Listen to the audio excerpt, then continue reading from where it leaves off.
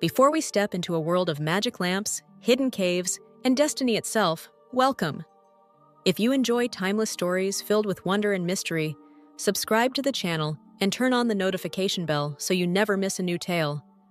Now, get comfortable and let the story begin.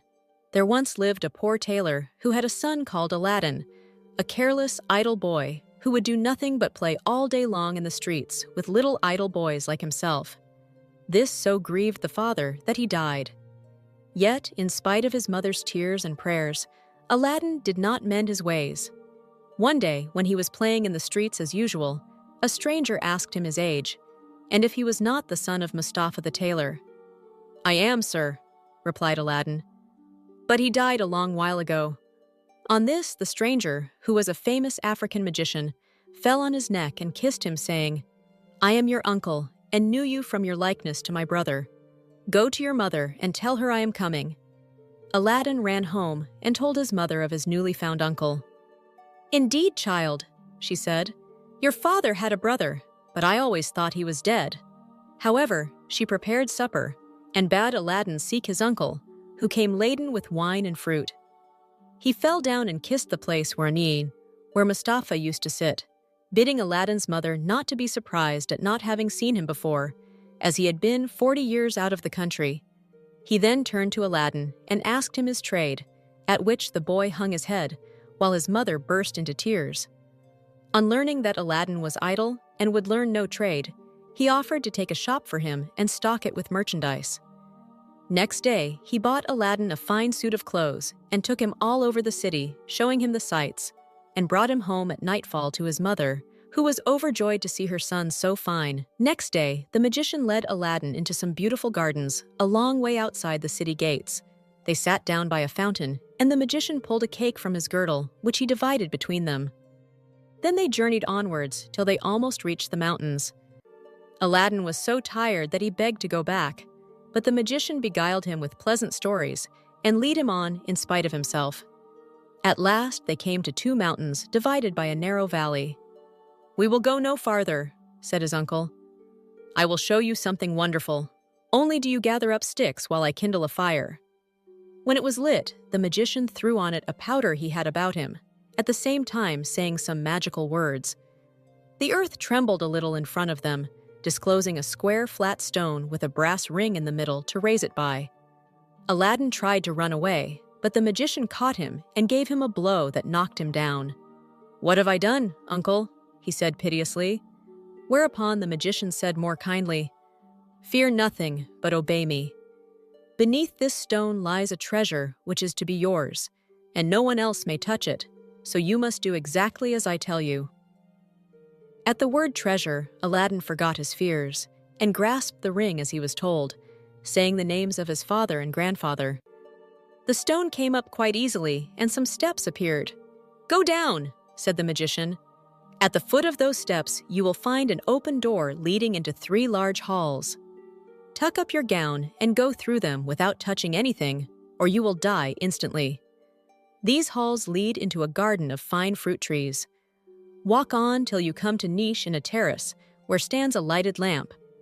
Pour out the oil it contains and bring it me." He drew a ring from his finger and gave it to Aladdin, bidding him prosper. Aladdin found everything as the magician had said, gathered some fruit off the trees, and, having got the lamp, arrived at the mouth of the cave. The magician cried out in a great hurry, "Make haste and give me the lamp!" This Aladdin refused to do until he was out of the cave. The magician flew into a terrible passion, and throwing some more powder onto the fire, he said something, and the stone rolled back into its place.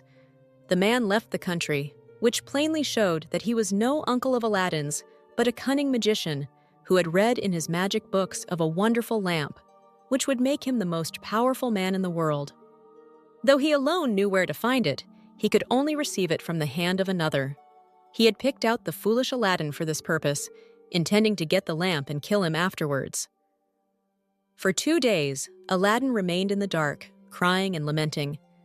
At last, he clasped his hands in prayer, and in so doing, rubbed the ring, which the magician had forgotten to take from him. Immediately, an enormous and frightful genie rose out of the earth, saying, What wouldst thou with me? I am the slave of the ring, and will obey thee in all things." Aladdin fearlessly replied, "Deliver me from this place." Whereupon the earth opened, and he found himself outside. As soon as his eyes could bear the light, he went home, but fainted on the threshold. When he came to himself, he told his mother what had passed, and showed her the lamp and the fruits he had gathered in the garden, which were in reality precious stones. He then asked for some food.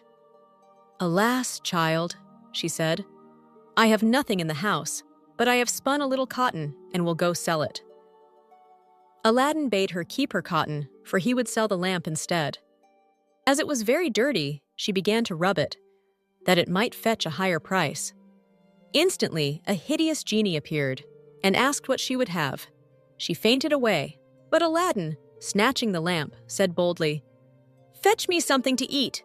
The genie returned with a silver bowl, 12 silver plates containing rich meats, 2 silver cups, and 2 bottles of wine.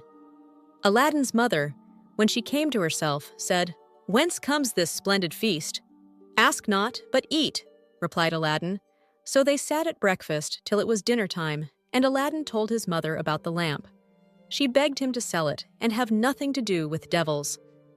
"No," said Aladdin. "Since chance hath made us aware of its virtues, we will use it, and the ring likewise, which I shall always wear on my finger." When they had eaten all the genie had brought, Aladdin sold one of the silver plates, and so on until none were left. He then had recourse to the genie, who gave him another set of plates, and thus they lived many years. One day, Aladdin heard an order from the Sultan proclaimed that everyone was to stay at home and close his shutters while the princess, his daughter, went to and from the bath. Aladdin was seized by a desire to see her face, which was very difficult, as she always went veiled. He hid himself behind the door of the bath and peeped through a chink. The princess lifted her veil as she went in, and looked so beautiful that Aladdin fell in love with her at first sight. He went home so changed that his mother was frightened. He told her he loved the princess so deeply he could not live without her, and meant to ask her in marriage of her father. His mother, on hearing this, burst out laughing, but Aladdin at last prevailed upon her to go before the Sultan and carry his request. She fetched a napkin and laid in it the magic fruits from the enchanted garden, which sparkled and shone like the most beautiful jewels. She took these with her to please the Sultan and set out, trusting in the lamp. The Grand Vizier and the Lords of Council had just gone in as she entered the hall and placed herself in front of the Sultan. He, however, took no notice of her. She went every day for a week and stood in the same place. When the council broke up on the 6th day, the Sultan said to his vizier, "I see a certain woman in the audience chamber every day carrying something in a napkin. Call her next time, that I may find out what she wants." Next day, at a sign from the vizier, she went up to the foot of the throne and remained kneeling until the Sultan said to her, "Rise, good woman, and tell me what you want." She hesitated, so the Sultan sent away all but the vizier and bade her speak freely, promising to forgive her beforehand for anything she might say. She then told him of her son's violent love for the princess. "I prayed him to forget her," she said, "but in vain. He threatened to do some desperate deed if I refused to go and ask your majesty for the hand of the princess. Now I pray you to forgive not me alone, but my son Aladdin." The Sultan asked her kindly what she had in the napkin, whereupon she unfolded the jewels and presented them. He was thunderstruck, and turning to the vizier said, "What sayest thou? Ought I not to bestow the princess on one who values her at such a price?" The vizier, who wanted her for his own son, begged the Sultan to withhold her for 3 months, in the course of which he hoped his son could contrive to make him a richer present. The Sultan granted this and told Aladdin's mother that, though he consented to the marriage, she must not appear before him again for 3 months. Aladdin waited patiently for nearly 3 months, but after 2 had elapsed, his mother, going into the city to buy oil, found everyone rejoicing, and asked what was going on. "Do you not know," was the answer, "that the son of the Grand Vizier is to marry the Sultan's daughter tonight?" Breathless, she ran and told Aladdin, who was overwhelmed at first. but presently bethought him of the lamp. He rubbed it, and the genie appeared, saying, "What is thy will?"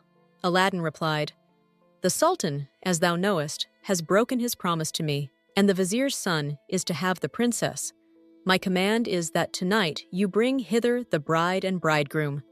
"Master, I obey," said the genie. Aladdin then went to his chamber, where, sure enough, at midnight the genie transported the bed containing the vizier's son and the princess. "Take this new married man," he said, "and put him outside in the cold, and return at daybreak." Whereupon the genie took the vizier's son out of bed, leaving Aladdin with the princess. "Fear nothing," Aladdin said to her. "You are my wife, promised to me by your unjust father, and no harm will come to you." The princess was too frightened to speak, and passed the most miserable night of her life, while Aladdin lay down beside her and slept soundly. At the appointed hour, the genie fetched in the shivering bridegroom, laid him in his place, and transported the bed back to the palace. Presently, the Sultan came to wish his daughter good morning. The unhappy vizier's son jumped up and hid himself, while the princess would not say a word and was very sorrowful. The Sultan sent her mother to her, who said, "How comes it, child, that you will not speak to your father? What has happened?" The princess sighed deeply and at last told her mother how, during the night, the bed had been carried into some strange house and what had passed there. Her mother did not believe her in the least, but bade her rise and consider it an idle dream. The following night, exactly the same thing happened, and next morning, on the princess's refusing to speak, the Sultan threatened to cut off her head. She then confessed all, bidding him ask the vizier's son if it were not so. The Sultan told the vizier to ask his son, who owned the truth, adding that, dearly as he loved the princess, he had rather die than go through another such fearful night, and wished to be separated from her. His wish was granted, and there was an end of feasting and rejoicing. When the 3 months were over, Aladdin sent his mother to remind the Sultan of his promise. She stood in the same place as before, and the Sultan, who had forgotten Aladdin, at once remembered him and sent for her. On seeing her poverty, the Sultan felt less inclined than ever to keep his word, and asked his vizier's advice, who counseled him to set so high a value on the princess that no man living would come up to it. The Sultan then turned to Aladdin's mother, saying, "Good woman, a sultan must remember his promises, and I will remember mine. But your son must first send me 40 basins of gold brimful of jewels, carried by 40 black slaves, led by as many white ones, splendidly dressed. Tell him that I await his answer." The mother of Aladdin bowed low and went home, thinking all was lost. She gave Aladdin the message, adding, "He may wait long enough for your answer." "Not so long, mother, as you think," her son replied. "I would do a great deal more than that for the princess." He summoned the genie, and in a few moments the 80 slaves arrived and filled up the small house and garden. Aladdin made them to set out to the palace 2 by 2, followed by his mother. They were so richly dressed, with such splendid jewels, that everyone crowded to see them, and the basins of gold they carried on their heads. They entered the palace, and, after kneeling before the Sultan, stood in a half-circle round the throne with their arms crossed, while Aladdin's mother presented them to the Sultan. He hesitated no longer, but said, "Good woman, return and tell your son that I wait for him with open arms." She lost no time in telling Aladdin, bidding him make haste. But Aladdin first called the genie. "I want a scented bath," he said, "a richly embroidered habit, a horse surpassing the Sultan's, and 20 slaves to attend me. Besides this, 6 slaves, beautifully dressed, to wait on my mother, and lastly 10,000 pieces of gold in 10 purses." No sooner said than done. Aladdin mounted his horse and passed through the streets, the slaves strewing gold as they went. Those who had played with him in his childhood knew him not. He had grown so handsome. When the Sultan saw him, he came down from his throne, embraced him, and led him into a hall where a feast was spread, intending to marry him to the princess that very day. But Aladdin refused, saying, "I must build a palace fit for her," and took his leave. Once home, he said to the genie, "Build me a palace of the finest marble, set with jasper, agate, and other precious stones. In the middle, you shall build me a large hall with a dome, its 4 walls of massy gold and silver, each side having 6 windows, whose lattices, all except one which is to be left unfinished, must be set with diamonds and rubies. There must be stables and horses and grooms and slaves. Go and see about it." The palace was finished the next day, and the genie carried him there and showed him all his orders faithfully carried out, even to the laying of a velvet carpet from Aladdin's palace to the Sultan's. Aladdin's mother then dressed herself carefully and walked to the palace with her slaves, while he followed her on horseback. The Sultan sent musicians with trumpets and cymbals to meet them, so that the air resounded with music and cheers. She was taken to the princess, who saluted her and treated her with great honor. At night, the princess said goodbye to her father and set out on the carpet for Aladdin's palace, with his mother at her side, and followed by the 100 slaves. She was charmed at the sight of Aladdin, who ran to receive her. "Princess," he said, "blame your beauty for my boldness if I have displeased you." She told him that, having seen him, she willingly obeyed her father in this matter. After the wedding had taken place, Aladdin led her into the hall, where a feast was spread, and she supped with him, after which they danced till midnight. Next day, Aladdin invited the Sultan to see the palace. On entering the hall with the 24 windows with their rubies, diamonds, and emeralds, he cried, "It is a world's wonder. There is only one thing that surprises me. Was it by accident that one window was left unfinished?" "No, sir, by design," returned Aladdin. "I wished your majesty to have the glory of finishing this palace." The Sultan was pleased and sent for the best jewelers in the city. He showed them the unfinished window and bade them fit it up like the others. "Sir," replied their spokesman, "we cannot find jewels enough." The Sultan had his own fetched, which they soon used, but to no purpose, for in a month's time the work was not half done. Aladdin, knowing that their task was vain, bade them undo their work and carry the jewels back, and the genie finished the window at his command.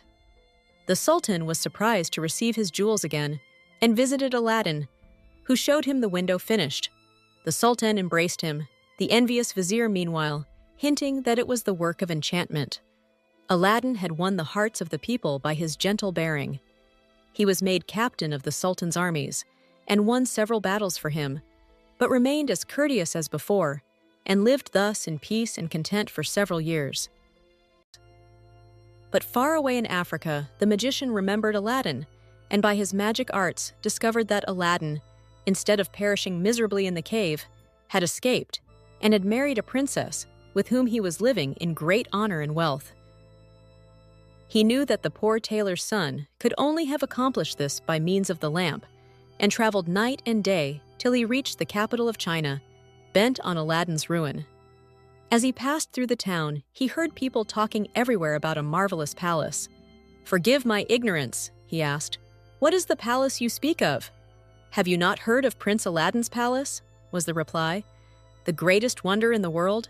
I will direct you if you have a mind to see it." The magician thanked him who spoke, and having seen the palace, knew that it had been raised by the genie of the lamp, and became half mad with rage. He determined to get hold of the lamp, and again plunge Aladdin into the deepest poverty. Unluckily, Aladdin had gone a-hunting for 8 days, which gave the magician plenty of time. He bought a dozen lamps, put them into a basket, and went to the palace, crying, "New lamps for old! Ogdix! Ni," followed by a jeering crowd. The princess, sitting in the hall of 24 windows, sent a slave to find out what the noise was about, who came back laughing, so that the princess scolded her. "Madam," replied the slave, "who can help laughing to see an old fool offering to exchange fine new lamps for old ones?" Another slave, hearing this, said, "There is an old one on the cornice there, which he can have." Now this was the magic lamp, which Aladdin had left there, as he could not take it out hunting with him. The princess, not knowing its value, laughingly bade the slave take it and make the exchange. She went and said to the magician, "Give me a new lamp for this." He snatched it and bade the slave take her choice, amid the jeers of the crowd. Little he cared, but left off crying his lamps, and went out of the city gates to a lonely place, where he remained till nightfall, when he pulled out the lamp and rubbed it. The genie appeared, and at the magician's command carried him, together with the palace and the princess in it, to a lonely place in Africa. Next morning, the Sultan looked out of the window towards Aladdin's palace and rubbed his eyes, for it was gone. He sent for the vizier and asked what had become of the palace. The vizier looked out too and was lost in astonishment. He again put it down to enchantment, and this time the Sultan believed him and sent 30 men on horseback to fetch Aladdin back in chains. They met him riding home, bound him, and forced him to go with them on foot. The people, however, who loved him, followed, armed, to see that he came to no harm. He was carried before the Sultan, who ordered the executioner to cut off his head. The executioner made Aladdin kneel down, bandaged his eyes, and raised his scimitar to strike. At that instant, the vizier, who saw that the crowd had forced their way into the courtyard and were scaling the walls to rescue Aladdin, called to the executioner to stay his hand. The people indeed looked so threatening that the Sultan gave way and ordered Aladdin to be unbound, and pardoned him in the sight of the crowd. Aladdin now begged to know what he had done. "False wretch," said the Sultan, "come hither," and showed him from the window the place where his palace had stood. Aladdin was so amazed he could not say a word. "Where is your palace and my daughter?" demanded the Sultan.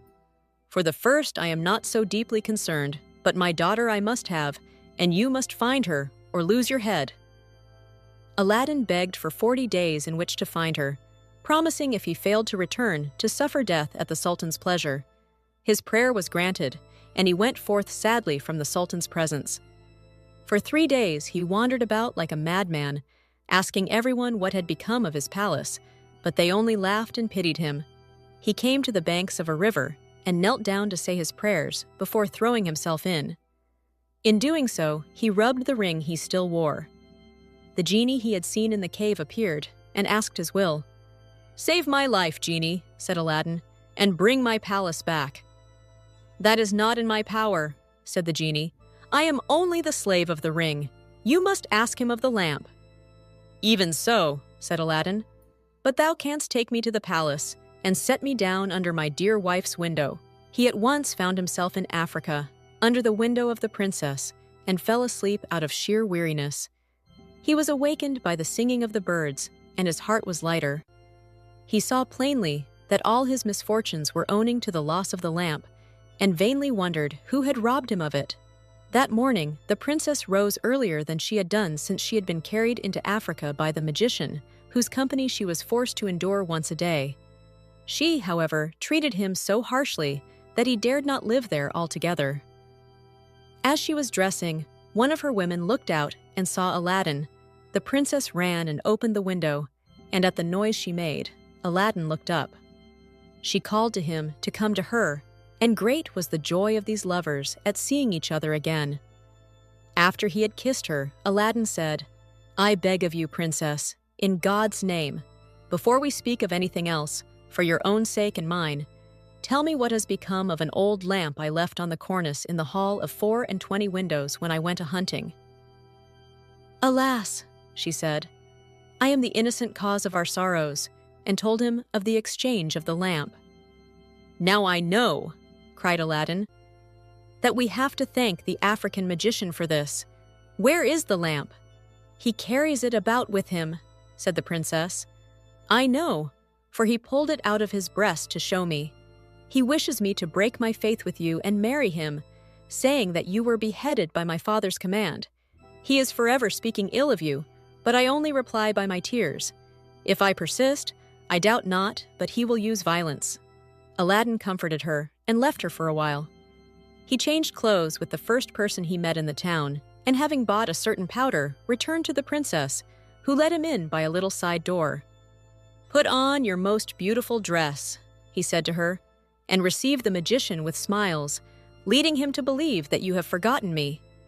Invite him to sup with you, and say you wish to taste the wine of his country. He will go for some, and while he is gone, I will tell you what to do." She listened carefully to Aladdin, and when he left her, arrayed herself gaily for the first time since she left China. She put on a girdle and headdress of diamonds, and seeing in a glass that she was more beautiful than ever, received the magician, saying, to his great amazement, "I have made up my mind that Aladdin is dead, and that all my tears will not bring him back to me. So I am resolved to mourn no more, and have therefore invited you to sup with me. But I am tired of the wines of China, and would fain taste those of Africa." The magician flew to his cellar, and the princess put the powder Aladdin had given her in her cup. When he returned, she asked him to drink her health in the wine of Africa, handing him her cup in exchange for his, as a sign she was reconciled to him. Before drinking, the magician made her a speech in praise of her beauty, but the princess cut him short, saying, "Let us drink first, and you shall say what you will afterwards." She set her cup to her lips and kept it there, while the magician drained his to the dregs and fell back lifeless. The princess then opened the door to Aladdin and flung her arms around his neck.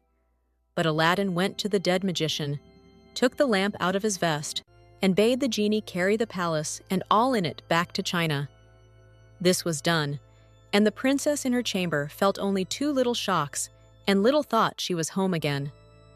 The sultan, who was sitting in his closet, mourning for his lost daughter, happened to look up and rubbed his eyes, for there stood the palace as before. He hastened thither, and Aladdin received him in the hall of the 24 windows, with the princess at his side. Aladdin told him what had happened, and showed him the dead body of the magician, that he might believe. A 10 days' feast was proclaimed, and it seemed as if Aladdin might now live the rest of his life in peace, but it was not meant to be. The African magician had a younger brother who was, if possible, more wicked and more cunning than himself. He traveled to China to avenge his brother's death, and went to visit a pious woman called Fatima, thinking she might be of use to him. He entered her cell and clapped a dagger to her breast, telling her to rise and do his bidding on pain of death. He changed clothes with her, colored his face like hers, put on her veil, and murdered her that she might tell no tales. Then he went towards the palace of Aladdin, and all the people, thinking he was the holy woman, gathered round him, kissing his hands and begging his blessing. When he got to the palace, there was such a noise going on round him that the princess bade her slave look out the window and ask what was the matter. The slave said it was the holy woman, curing people by her touch of their ailments, whereupon the princess, who had long desired to see Fatima, sent for her. On coming to the princess, the magician offered up a prayer for her health and prosperity. When he had done, the princess made him sit by her and begged him to stay with her always. The false Fatima, who wished for nothing better, consented, but kept his veil down for fear of discovery. The princess showed him the hall and asked him what he thought of it.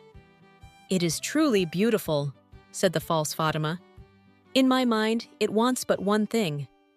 "And what is that?" said the princess. "If only a roc's egg," replied he, "were hung up from the middle of this dome, it would be the wonder of the world." After this, the princess could think of nothing but the roc's egg, and when Aladdin returned from hunting, he found her in a very ill humor. He begged to know what was amiss, and she told him that all her pleasure in the hall was spoilt for want of a roc's egg hanging from the dome. "If that is all," replied Aladdin, "you shall soon be happy." He left her and rubbed the lamp, and when the genie appeared, commanded him to bring a roc's egg. The genie gave such a loud and terrible shriek that the hall shook. "Wretch!" he cried. "Is it not enough that I have done everything for you? But you must command me to bring my master and hang him up in the midst of this dome? You and your wife and your palace deserve to be burnt to ashes, but that this request does not come from you, but from the brother of the African magician, whom you destroyed. He is now in your palace disguised as the holy woman, whom he murdered. He it was who put that wish into your wife's head. Take care of yourself, for he means to kill you." So saying, the genie disappeared. Aladdin went back to the princess, saying his head ached, and requesting that the holy Fatima should be fetched to lay her hands on it. But when the magician came near, Aladdin, seizing his dagger, pierced him to the heart. "What have you done?" cried the princess. "You have killed the holy woman." "Not so," replied Aladdin, "but a wicked magician," and told her of how she had been deceived. After this, Aladdin and his wife lived in peace. He succeeded the Sultan when he died and reigned for many years, leaving behind him a long line of kings. And so our story comes to an end.